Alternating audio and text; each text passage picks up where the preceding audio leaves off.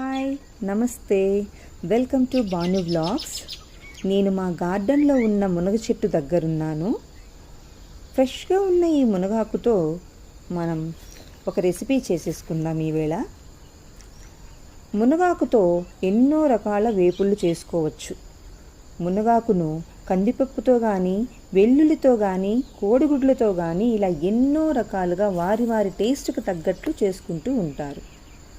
మనం ఈ రెసిపీ చేసే ముందు మునగాకు యొక్క ప్రయోజనాలు తెలుసుకుందాం.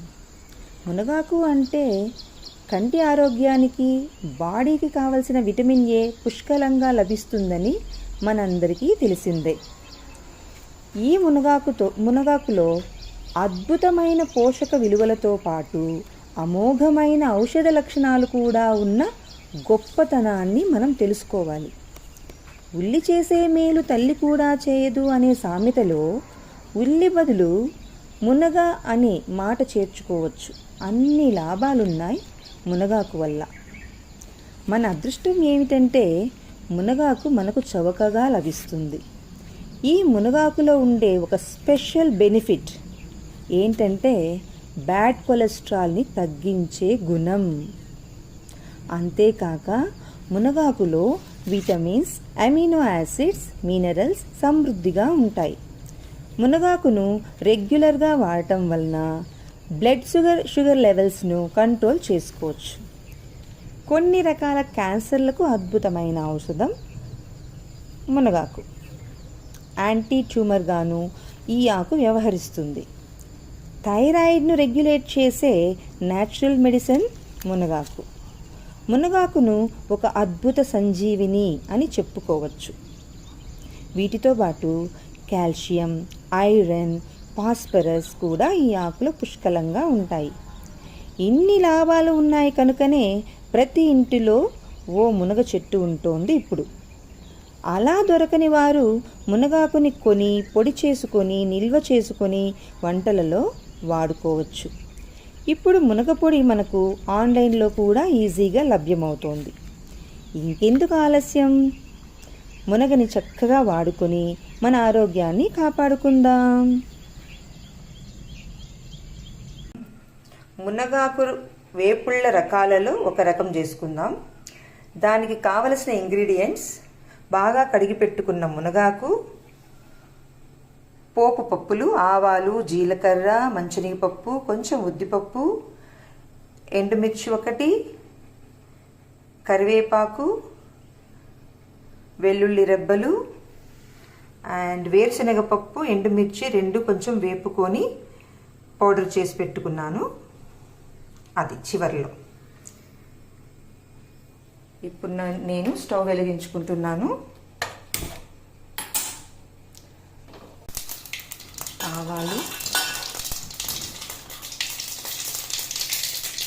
జీలకర్ర, కొంచెం మినప్పప్పు, కొంచెం మంచినీపప్పు వేసి వేపుకోవాలి. ఇప్పుడు ఎండుమిర్చి కొంచెం అలా తుంచి వేసేయాలి. కరివేపాకు వేసేయండి. కరివేపాకు వేసుకున్నాను. ఇప్పుడు బాగా కడిగి పెట్టుకున్న మునగాకుని వేసుకోవాలి.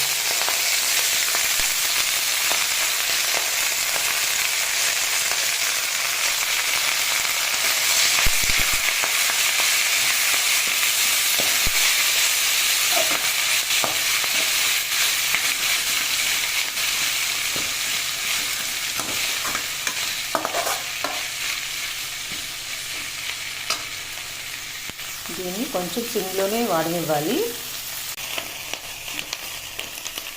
ఇప్పుడు ఇందులో కొంచెం సాల్ట్ వేద్దాము. ఒక చిన్న టీ స్పూన్లో ఒక హాఫ్ టీ స్పూన్ అంత సాల్ట్. ఎందుకంటే కూరాకుల్లోనే ఆల్రెడీ లవణం అనేది ఉంటుందండి. సో మనం ఎక్కువగా కూరాకుల్లో ఉప్పుని యాడ్ చేయకూడదు. జస్ట్ టేస్ట్ కావాల్సినంత కొంచెం అలా స్ప్రింకిల్ చేసుకుంటే సరిపోతుంది. కొంచెం నీళ్ళు యాడ్ చేసి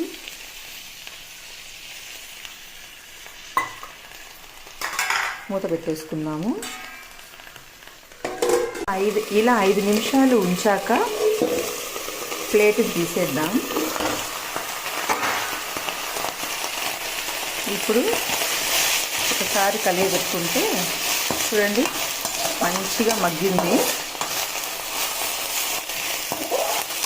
కొంచెం లైట్గా వాటర్ ఉంది, దాన్ని కూడా క్లియర్గా వేపేద్దాము.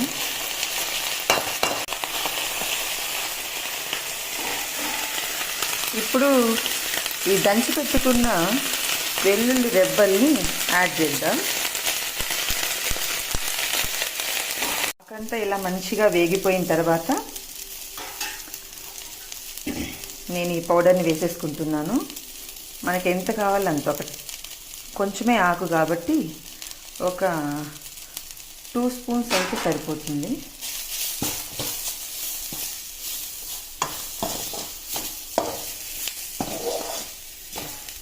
స్టవ్ బంద్ చేసేస్తున్నా.